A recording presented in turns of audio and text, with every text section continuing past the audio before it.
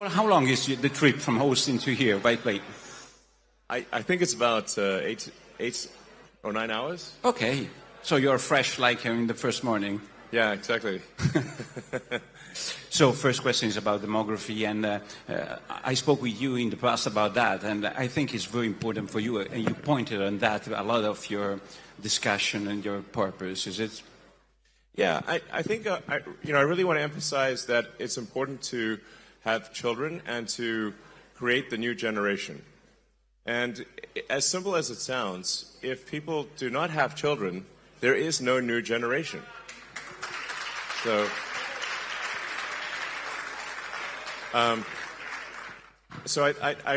very, very much strongly recommend that, I'm very much in favor of humanity expanding and creating a bright and exciting future for the world. And, but fundamental to the furtherance of human civilization is having humans. As simple and basic as that sounds, every year I look at the birth rates, and I'm like, it's kind of a bit depressing because birth rates seem to decline every year, and I think that perhaps my biggest advice to leaders, to government leaders, and to the people in general would be to make sure to have children to create the new generation. And I think any incentives that can be done to incent the new generation, to make it easier for women to have children and to support the children, I think would be very wise. This is so fundamental, and I really can't emphasize that enough. If you don't have a new generation, there is no new generation. Or with current birth rates, I think it may be the generations birth rate is maybe half of the replacement rate. And what that means is in 3 generations, the population will be roughly 1/10 of its current size. In 3 generations, maybe 4 generations, the population will be 1/10 of its current size. So I always want to emphasize this point because it is so basic and fundamental that if there's not at least a birth rate which is keeping population constant, then a people will disappear. Disappear, Mr. Musk, disappear. Disappear. We have a lot of immigration. Somebody says that immigration is important for that reason. What's your point on that? Immigration is coming in Europe and is coming in America from the south of America and then Europe from the south of the Mediterranean Sea. What do you think about that? Well, I think one can't depend on other countries for immigration. And in fact, if you look at, say, the population worldwide, and this is almost everywhere in the world, and it seems to be a function of how once a country industrializes, once a country urbanizes, the population immediately starts to decline. So one could say, for example, like China could not possibly solve its population with immigration because China is currently tracking to be maybe lose 40% of its population every generation. That would be 700 million, 800 million people, or 700, roughly 700 million people. It's a lot, basically. You'd have to have the entire United States immigrate there twice every generation to simply maintain numbers, just for China. So immigration, there simply aren't enough numbers in immigration.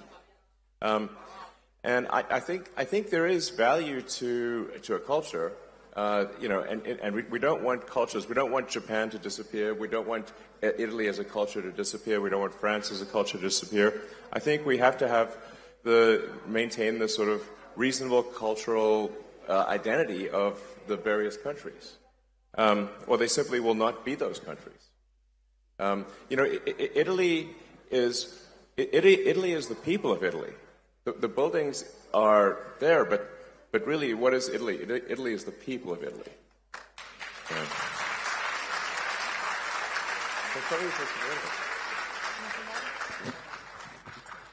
So, I mean, I just think it's a, and I speak as someone who is very much an environmentalist, and I believe in having, building a sustainable future for the world. I think that there are very few people who as an individual, who have done more than I have to help the environment with electric cars and solar and batteries to create a sustainable energy future, because we absolutely need a sustainable energy future. But there is an aspect of the environmental movement that I think has gone too far. Really, said from you? Yes. So said from me, I think I am objectively one of the world's leading environmentalists in terms of doing things. I would say so. Like, I'm an environmentalist who does things. I'm of action, not talk. I act. So I feel I can say, as an environmentalist, that the environmentalist movement has gone too far, and in that, if you, in the natural extension of the environmentalist movement, if you go too far, you start to look at humanity as a bad thing. You start to look at humanity as though we are a plague on the surface of the earth, as though humanity is a bad thing. And in fact, there are some people who think and say explicitly that. In fact, there was on the front page of the New York Times, there was a guy who said, there are 8 billion people on Earth, it would be better if there were none. Which is crazy. Definitely. So you told me a joke about that. You told me once a joke about the cows and the problem with the cows. You remember that? Oh, yeah, don't worry about the cows. The cows are fine. Cows are not going to destroy the environment. Cows are fine. Yeah. Yes. We have a lot of laws, European laws against all the people who work with them. It's a big issue for us because it seems a green issue, but it's a very industrial issue for us. Yeah, I think farming and cows do not have any meaningful effect on the environment. Yes, underline, please. Yes, objectively, this is true. If you say like. There's really only one thing that matters from an environmental standpoint for carbon, which is that we are taking billions, eventually trillions of tons of carbon from buried deep under the earth and transferring it to the atmosphere and oceans. That's actually really all that matters is taking vast amounts of carbon from underground where it's buried and moving it into the atmosphere by burning it. And if you do that for long enough, eventually you will get climate change. Now, I think the climate change alarm is somewhat overblown in the short term. It's still a concern in the long term, but I think it's exaggerated in the short term. Great.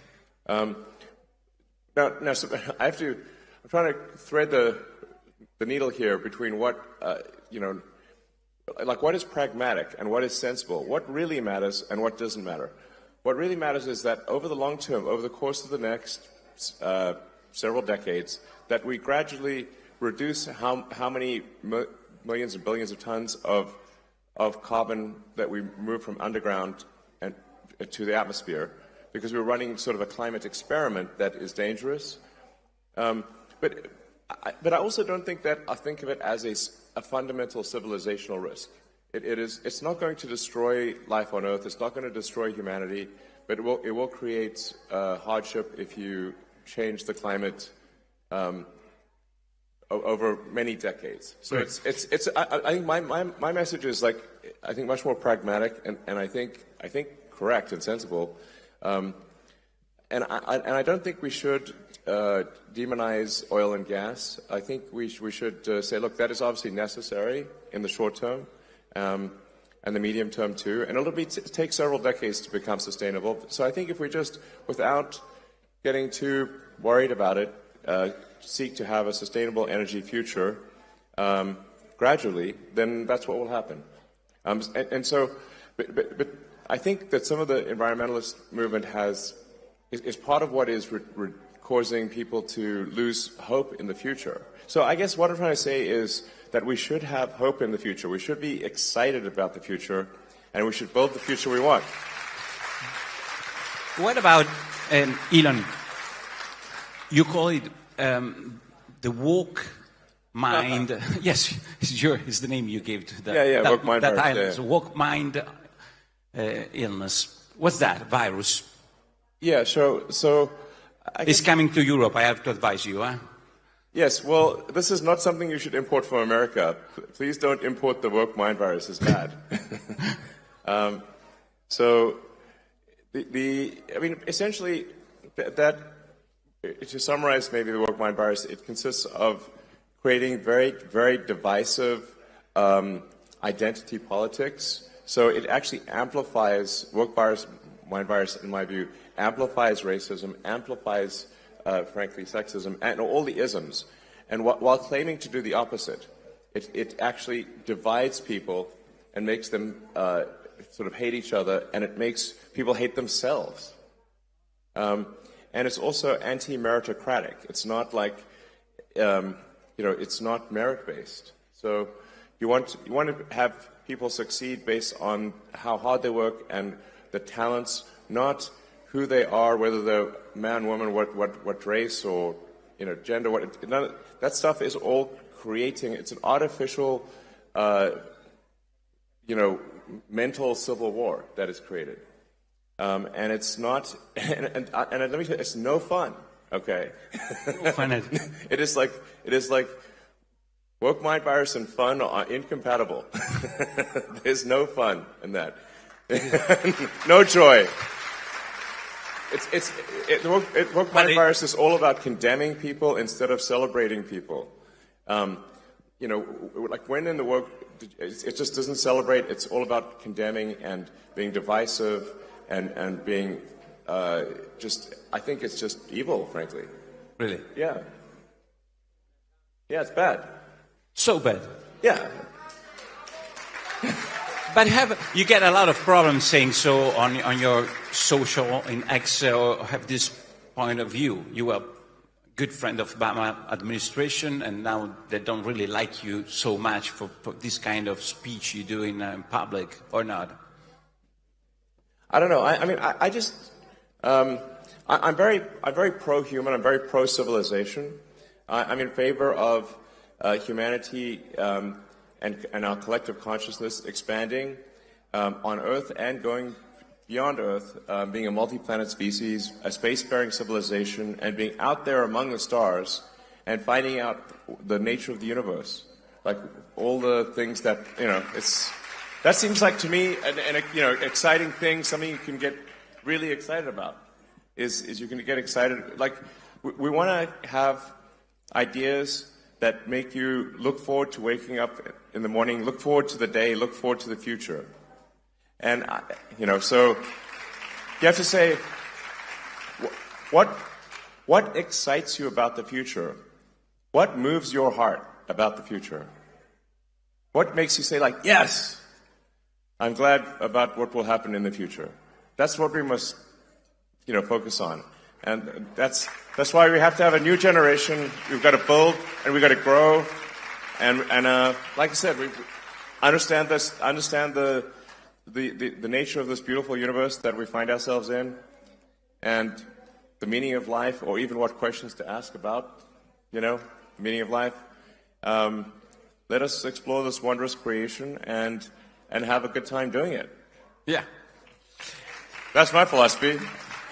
Let me go back for a little, because I want to ask you about your perception of Europe as a building, not as people. Because Europe do a lot of laws, want a lot of integration of cultures, different cultures, and has different approach to the immigration. We heard Meloni did a lot on that with Premier Rama, I see, in the first line of Albania. What do you think about this approach of Europe, approach as building, I would say, as an established building? Well, I should say, to be clear, on immigration overall, I'm very much in favor of legal immigration. I think that generally, I think one should welcome to a country anyone who is willing to work hard and is honest, has high integrity, and will add to any given country. If somebody is an asset to the country, why not have them join? That's obviously a great thing to do. So I think it's good actually to have an increase in legal immigration, and a simple legal with paper, with yeah, just some approval process. Sure. But with the simple requirement that, look, if somebody is going to add to a country, like just really hard-working and high integrity, let them in. I think that's great. But if it's illegal immigration and there's no filter, well, how do you know who's coming in? You don't know. So you have to have some,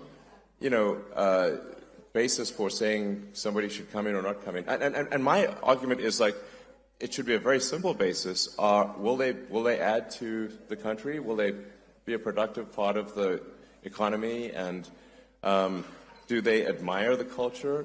Do they want to join because of the culture? Then that's great. But if there's no process for that, then you don't know. I think at least some number of the people that come in will not be necessarily. And I want to be careful because my words will be misconstrued. Yeah. I'm not saying all illegal immigrants are bad. I think perhaps most of them are good. But there will be some, if there's no process for reviewing, not at all, then how can you say that everyone who is an illegal immigrant is going to be honest and hardworking? You can't say that because you simply don't know. So I want to be clear, top line, pro-immigration, but let's increase legal immigration, but we should stop illegal immigration. I think this is just logical. You have a lot of companies. So that's right. You can drink because I want to do the list of the companies. Yeah. You have 5-7 minutes to do that. I mean, I'm joking with SpaceX, Neuralink. So many X's. All the X's. Guess what my favorite letter is? Okay. X, I guess. It's a good place to invest, Italy, and it's a good place to invest some of, not your money, but some investment from your company, of the American companies, of the, I would say, competitive companies in this place. What's your opinion? No, I think Italy is an incredible country, incredible culture. I love visiting. I love the Italian people. I think you guys are amazing. It's like, so, Italia. So I want personally I want the prosperity of Italy, and I want the prosperity of every country. I want the prosperity of humanity as a whole, and like I said, I want us to have an exciting future where we're fired up about what's going to happen and really excited. So I think Italy is a great place to invest. It's a great great country. But I do want to emphasize that I do worry about the low birth rate, and if a company is to invest in Italy, they're like, well, you have to say, like, will there be enough people to work there? It's a simple question. If the workforce is declining, then then who will work at the company? It's simple. If there's no people, there's no people to work. Yeah, but in 50 years, 60. No, but I think it's even sooner than that, though. You're so worried about that. Is the problem? I feel like a total Cassandra here, because I seem to be worried about it much more than other people. But there just needs to be people. If you don't make a new generation of people, there is no new generation of people. So that's it. I know I'm being repetitive here, but I'm just trying to state facts, So so it's a good place to invest. I agree, it's a good place to invest, and a wonderful country. So. Please make more Italians, is what I'm saying. You said once that the internet is the system, is the I write down your word, the nervous system of humanity. What's it? The internet, yes. You said once to me. And what's a long time ago, actually. Artificial intelligence for you? Sorry? Artificial intelligence. If that is the nervous system, artificial intelligence, I mean, use another metaphor. You asked me what do I think of artificial intelligence? Obviously. Well, you can think of artificial intelligence as this is perhaps the biggest inflection point in intelligence since Homo sapiens.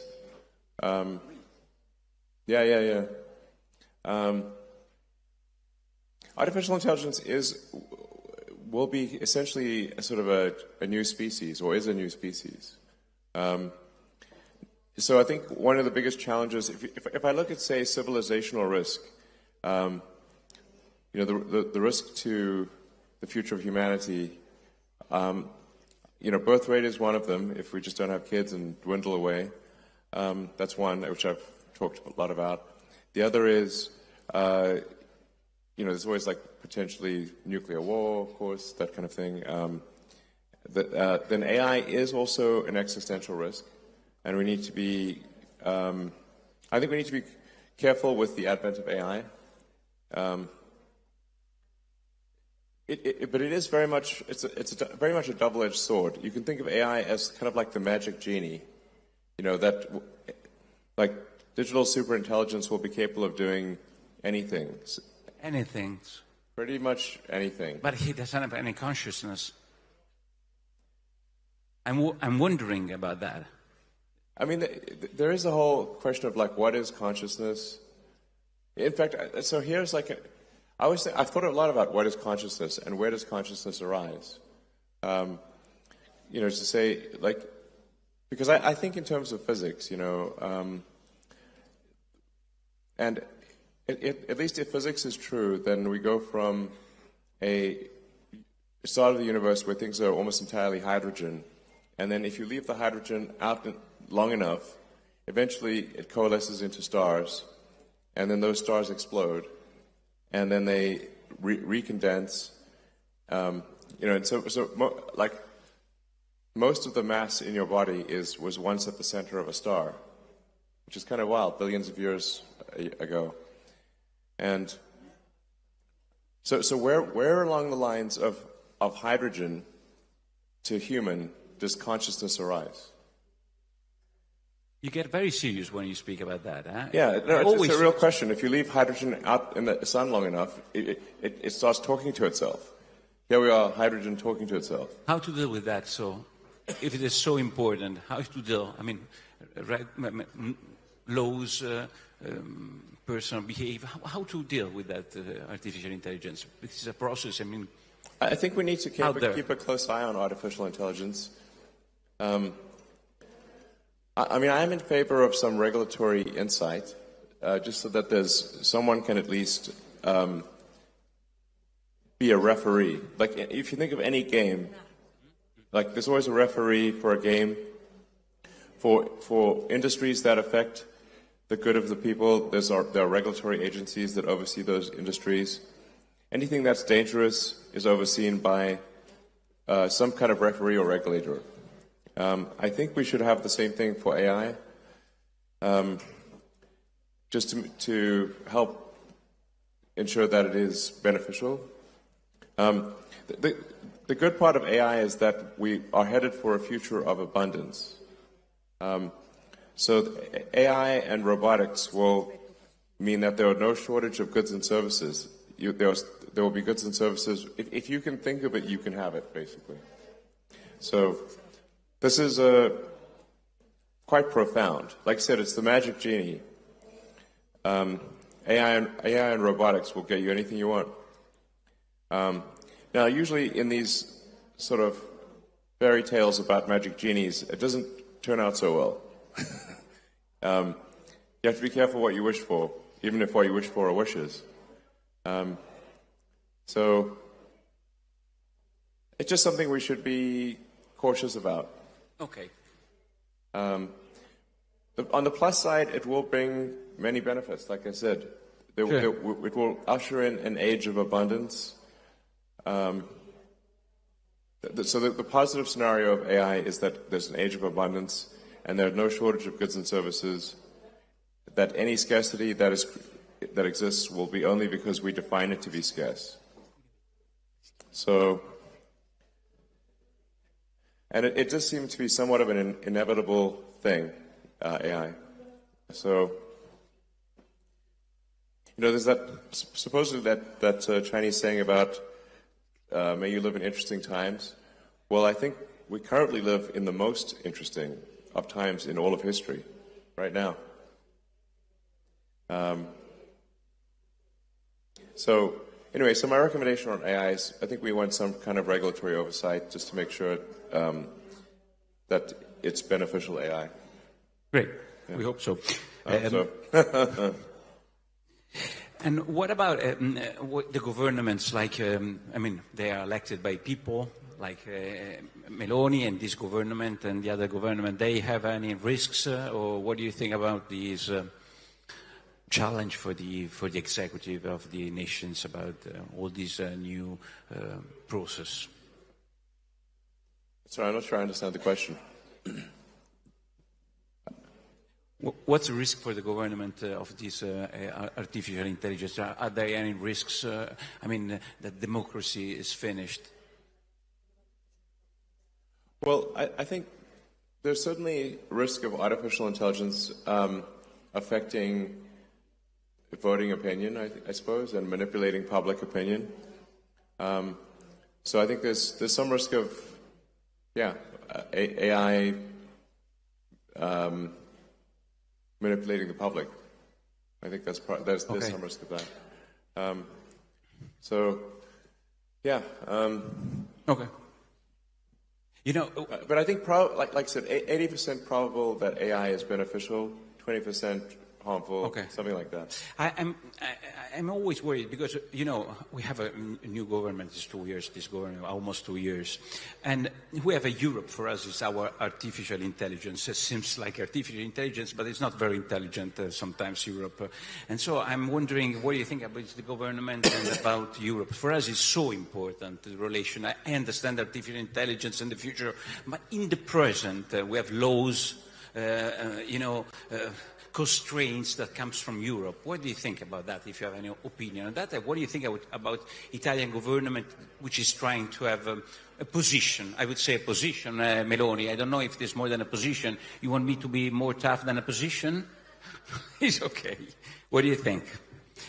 It's good to have a position in Europe, to be, I would say, different from main course of European politics.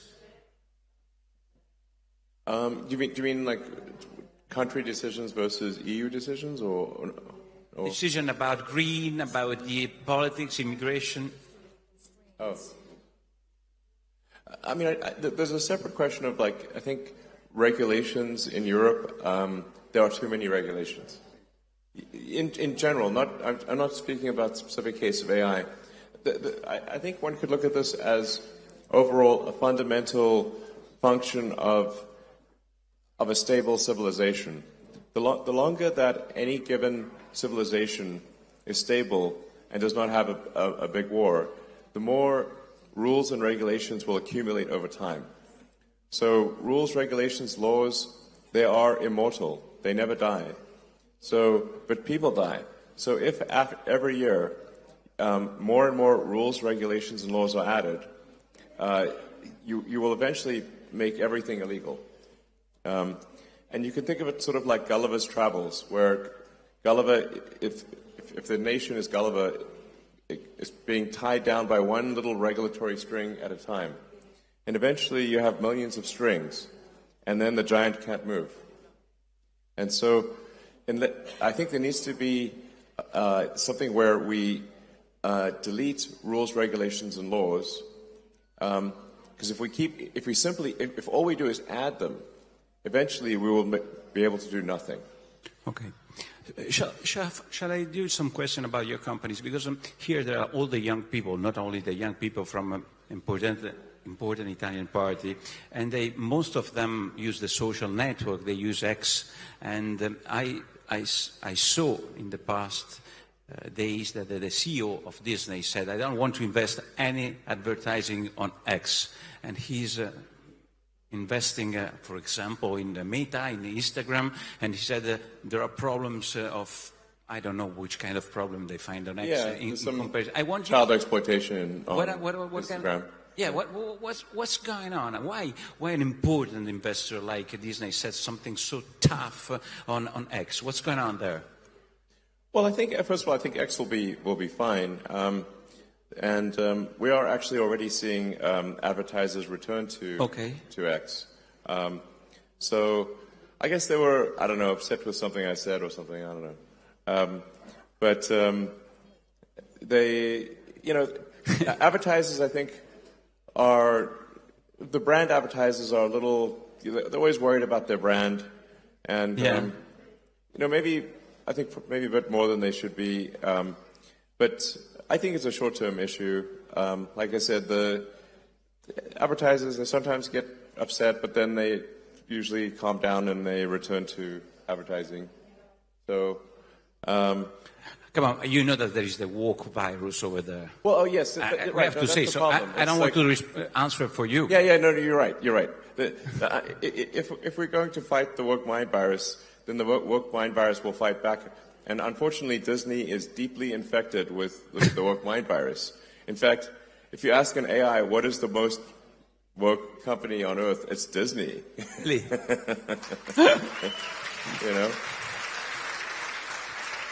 But, and you have to say, I think they should be asking themselves, what would Walt Disney think of Disney today? I think he's turning in his grave. I think he's not happy. Sure. If the namesake of the company is not happy, that's probably a bad sign, Because Walt Disney, what did he care about? He cared about bringing joy to people's lives. He making wonderful things that children and families could enjoy. He created some of the coolest, art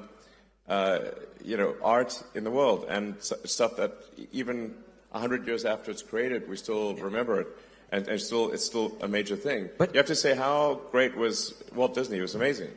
But now, Disney, at least for now, is deeply infected with the woke mind virus. I think that will, that will change over time. I hope so. You're right that the European Commission, they're not investing on X. You know that.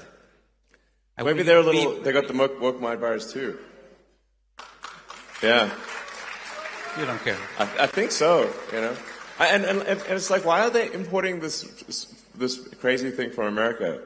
It's like, it's just some thing that was created basically by sort of far left crazy people in U.S. colleges, and now it's spreading all over the world.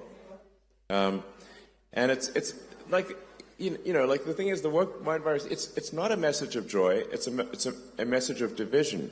Sure. It's not a message of love, it's a message of hate. And I was like, and so I'm like, let's,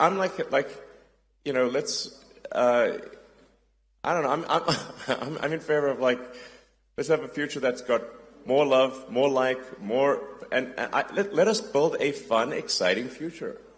And the woke mind virus is all about condemning one group and condemning this, condemning that. It's like, and it's also like just being like it just wants to scold you all the time and treat you like I don't know. Who wants to be scolded? It's not fun.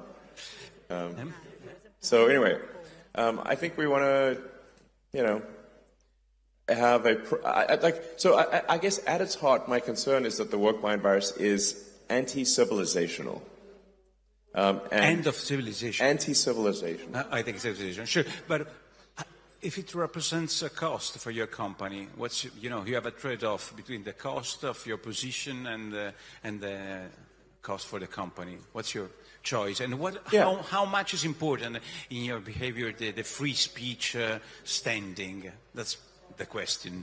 I do think free speech is incredibly important, because if people cannot speak their minds, and then we won't have a democracy. Democracy is the foundation of democracy is freedom of speech. So. But also saying something.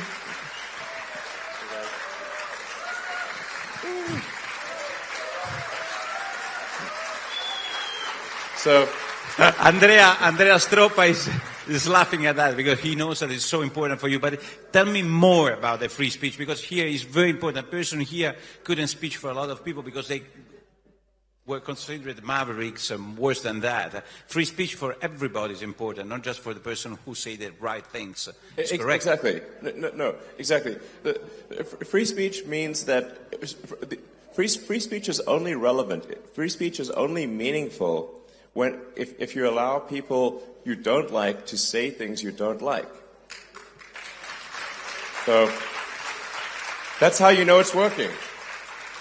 That's how you know it's working. Because once you start to censor people you don't like saying things you don't like, it's only a matter of time before that censorship turns on you. Eventually, you live by the sword, die by the sword. Live by censorship, die by censorship. Giovanni, ho ancora 5 minuti? Come funziona? No. 2 minuti. Vabbè, allora abbiamo 2 minuti. Ragazzi, qua per... Che cosa? Tutti fategli un applauso a Elon. Dai, facciamogli altri paio di minuti,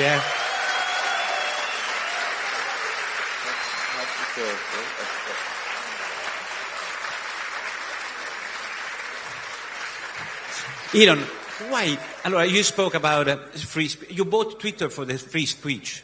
2 minuti, dai, 2 minuti, Just for the free speech, not for the business inside. You bought yeah.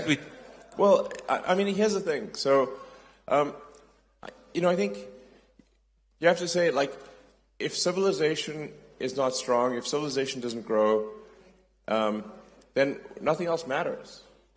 Profits don't matter if civilization collapses. There's no profits. There's no, we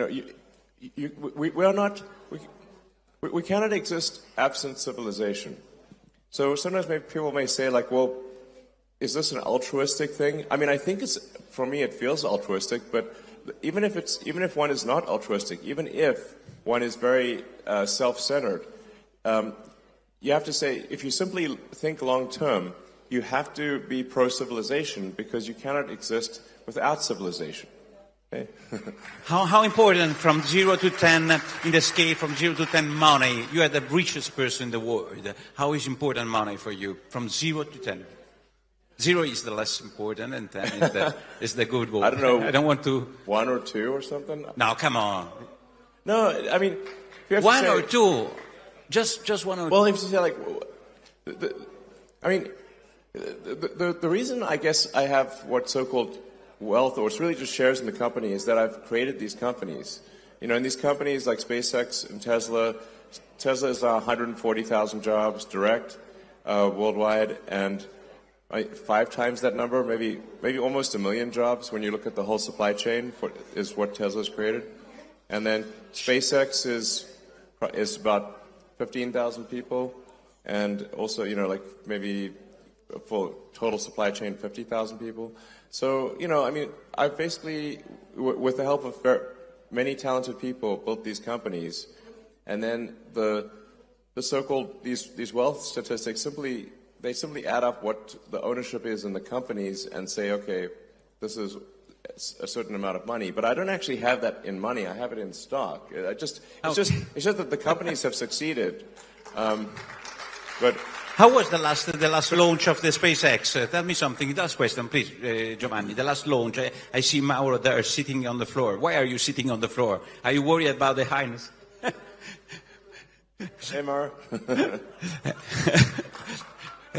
How was the last launch? Was you were optimist about your SpaceX, the big? Yeah. So, well, Starship. So the exciting thing about Starship is that it's the first rocket design that could make life multiplanetary, that could enable a self-sustaining base on the moon and a city on Mars. Because it's not just a very large vehicle, but it is designed for full and rapid reusability. So that would lower the cost of access to space by, I don't know, maybe 100 or more. And so, basically, it's the first rocket that is capable of building a base on Mars and a base on the moon. Yes, that's it. Yeah.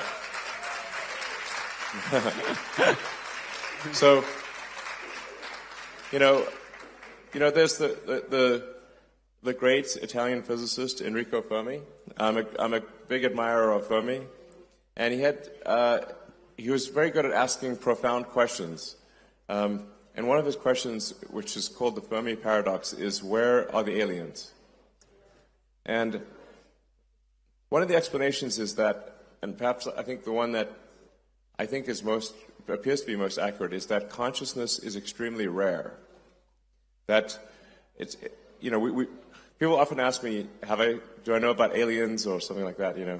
I get asked that a lot. And the crazy thing is that I've seen no evidence of aliens whatsoever.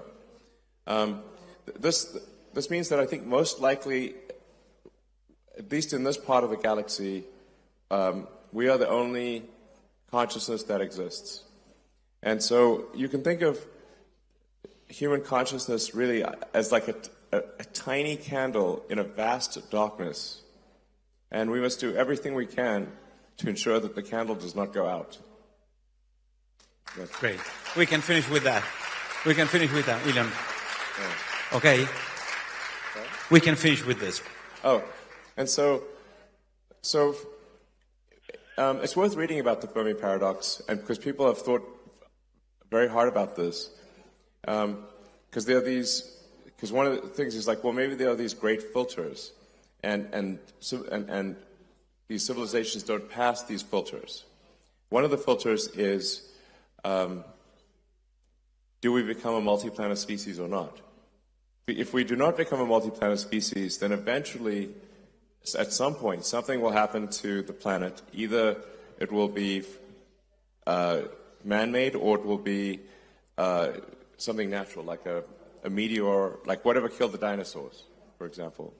So, and then eventually the sun will actually expand and will destroy all life on Earth.